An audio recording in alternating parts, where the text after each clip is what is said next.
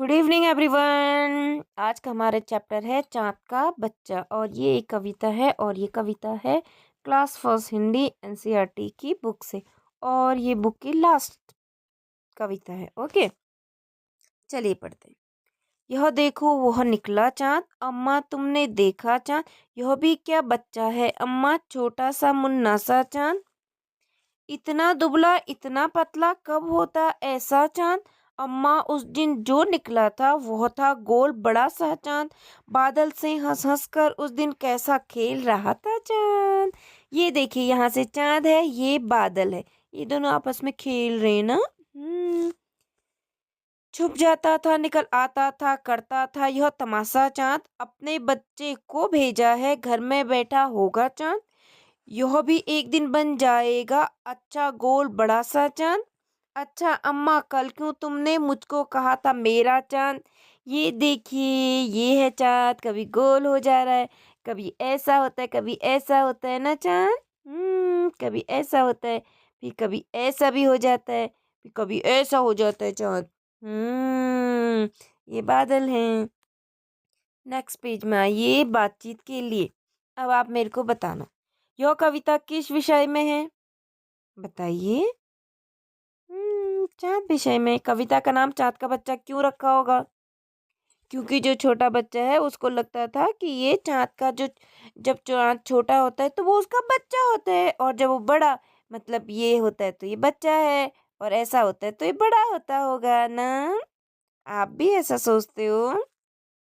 Third वाला देखिए, आप इस कविता को क्या नाम देना चाहेंगे, क्यों?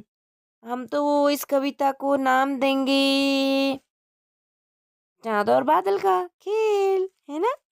क्या चाँद हमेशा गोल दिखता है? नहीं नहीं, कभी ऐसा होता है कभी ऐसा होता है। आपकी माँ आपको क्या कह के पुकारती है, बताइए। आपकी माँ आपको क्या क्या कहती है? हम्म अब देखिए शब्दों का खेल। नीचे दी गई वस्तुएं कैसी हैं? गोल, चौकोर, तिकोनी या फिर रेखा खींच कर मिलाई। गोल का मतलब सर्कल, ठीक है। चौकोर का मतलब ये ऐसे स्क्वायर। त्रिकोण का मतलब ट्रायंगल।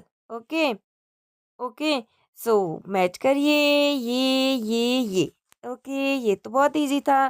तुक मिलाने वाले शब्दों को खोज के लिखिए। तुक मतलब राइमिंग वर्ड। गोल, गोल का तुक वाला क्या होगा? बोल, ठीक है। गोल का तुक क्या होगा? बोल। चाँद का क्या होगा? माद। और बड़ा का क्या होगा? खड़ा। छोटे का क्या होगा? लोटा। ओके, नेक्स्ट पेज में आइए, चित्र और बातचीत। कौवे की कहानी, ये तो सबको पता है। एक प्यासा कौवा तो आसमान में इधर उधर पानी की तलाश में था। अचानक उसे घड़े में पानी दिखाई दिया। उसने देखा, अरे घड़े में तो थोड़ा पानी है, वो वहां तक नहीं पहुंच पा रहा था। फिर उसने एक एक करके कंकड़ डाले, पानी ऊपर आया ऊपर आया। कौवे ने पिया पानी और खुश होके उड़ गया आसमान में। नेक्स्ट पेज में आइए, आओ कुछ बनाएं। अच्छा, क्या क्या बनाना है? चलिए चलिए चलिए। अपने आसपास नीचे गिरे हुए फूल, पत्ती, डंडे एकत्र कीजिए। ठीक है, कीजिए। छोटे समूह में बैठकर कुछ आकृतियां बनाइए। ठीक है, छोटे समूह में बैठ के हमने कुछ आकृतियां बनानी है। ओके, जैसे आप तितली, पेड़ आदि भी बना सकते हैं। आकृतियां बनाने के बाद कक्षा में सभी को बताइए कि आपने ये कैसे बनाई है। अब आपको सारी चीज़ें इकट्ठी करनी है अपने आसपास। फूल, पत्ते, कुछ भी इकट्ठा कर सकते हो ना। और फिर उसके बाद आपने आकृति बनानी, कुछ भी शेप बनाना है। ठीक है, अब चित्रकारी और लेखन। नीचे दिए गए चित्र में आप क्या क्या देख पा रहे हैं, कुछ नाम लिखिए। अच्छा, क्या क्या देख पा रहे हो, बताओ मेरे को।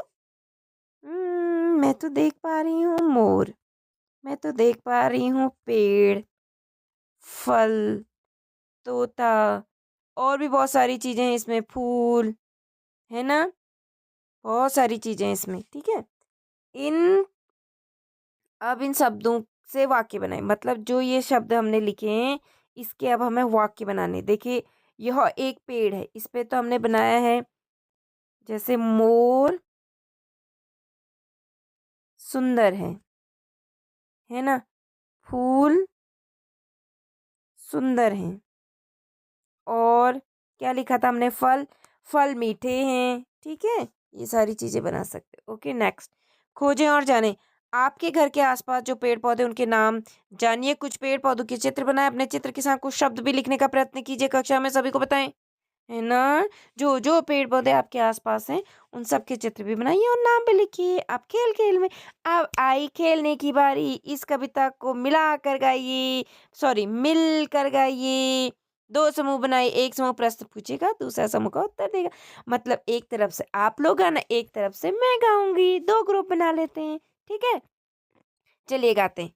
कौन परिंदा बोले चू चू, कौन परिंदा गुट्टर गू, कौन परिंदा पीहू पीहू, कौन परिंदा कुक्कड़ कू, कौन परिंदा बोले काव काव, कौन परिंदा बोले कूहू कू, कौन परिंदा बोले टें टें टें, नकल उतारे हूबहू।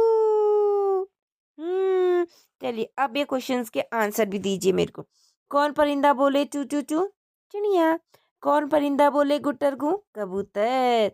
कौन परिंदा पीहू पीहू बोले, कोयल। कौन परिंदा बोले कुक्कड़ कू, मुर्गा। कौन परिंदा बोले काव काव, कौवा। कौन परिंदा बोले कुहू कुहू कुहू, कोयल। कौन परिंदा बोले टे टे टे, तोता, है ना। चलिए नेक्स्ट पेज में आइए। शब्दों का खेल। कविता में आए शब्द पर घेरा लगाइए, पेड़ में लगे अक्षरों से शब्द बनाइए। अच्छा बताइए क्या क्या शब्द बने हैं, बताओ बताओ।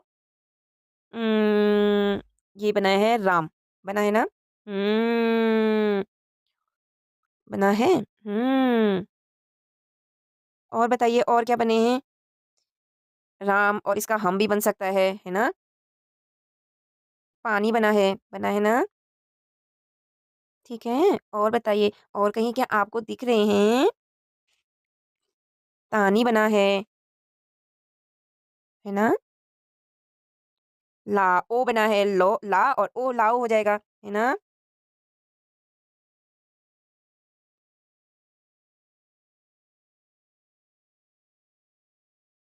और ये ताकी बनेगा, ता और की, है ना। तो ये सारे शब्द आपने यहाँ लिखने, चलिए हम लिखते हैं वन बाय वन। राम, पानी, तानी, ताकी, ठीक है, लाओ, ठीक है। और भी बहुत सारे शब्द बना सकते हो आप लोग, ढूंढिएगा इसमें, फिर कल मेरे को बताइएगा। ओके, पढ़िए और लिखिए, कविता में आगे बढ़िए। हमने तीन चीजें देखी, हमने तीन चीजें देखी, बाबा तीन चीजें देखी। हमने बाग में देखी मकड़ी, वो खा रही थी ककड़ी, उसके पास पड़ी थी लकड़ी, है ना। नेक्स्ट है। हमने तीन चीजें देखी, बाबा तीन चीजें देखी। हमने बाग में देखा भालू, वो खा रहा था आलू, नाम था उसका भालू। हमने तीन चीजें देखी, बाबा तीन चीजें देखी। हमने बाग में देखा बंदर, खा रहा था वो चुकंदर, नाम था उसका बंदर, है ना। शब्दों का खेल। शब्दमाला अक्षरों के अनुसार ठ, ध, ढ, श के घर में छाट कर लिखिए। अब बताइए ये ठ में क्या लिखेंगे, ठाट, ठीक है। और अब ध वाले में धनुष, और बताइए क्या हो जाएगा। और ढ वाले में ढोलक, और क्या हो जाएगा, ढीला। और श वाले में क्या हो जाएगा, षटकोण।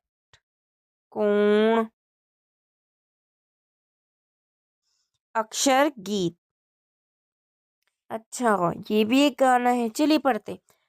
अनार दाढ़ी भी कहलाता, आम चूस कर बच्चा खाता। इमली तो खट्टी होती है, ईख सदा मीठी होती है। उल्लू रात में जगते रहते, ऊद पिलाओ जल थल में रहते। थल मतलब धरती, जल मतलब पानी। ऋषि मुनि आकर हवन कराते, री तो संस्कृत में ही पाते, है ना। लौ भी लौ भी संस्कृत में ही होता, लौ का तो कुछ पता न चलता। एड़ी में कांटा चुभ जाता, ऐनक कानों में चढ़ता। ओखल में कूटते अनाज, औषधि करती रोग का इलाज। स्वर सब यही समाप्त होते, अब हम व्यंजन पर चलते। अब देखिए संस्कृत जो हमारी भाषा है ना, उसमें ये स्वर भी होते हैं ये। ठीक है, ये 3 स्वर संस्कृत भाषा के हैं। ओके, नेक्स्ट पेज में आइए। अब हम पढ़ते हैं सक अमरूदू के लाओ, ओहो ओहो सब मिल उनको खाओ। कलम कमल ताल में सबको भाते, खरल में मसारे पीसे जाते। गमलों में पानी दे आना, घड़ियालू के पास न जा से बाल बनाती, कंग ध्वनि कंठ से आती। चम्मच से हम खाना खाते, छतरी बारिश में ले जाते। जनगण मन सब बच्चे गाते, झंडा खंबे पर फहराते। पंचम स्वर में कोयल गाती, चौर यों ध्वनि तालु से आती। टट्टू रास्ते में अड़ जाता, ठठेरा उत्तम पात्र बनाता। डलिया में तुम फूल सजाओ, ढक्कन सीसी पर लगवाओ। पंडिता सबको पाठ पढ़ाती, ट और ध्वनि मूर्धा से आती। तबला लड़का बजा रहा है, थर्मस से चाय पिला रहा है। देरी दरी बैठ हम गाना गाते, धनुष उठा हम तीर चलाते। नल से नानी पानी लाती, त और न ध्वनि दांत से आती। पतंग से बच्चे पेच लड़ाते, फल पेड़ों से तोड़ कर खाते।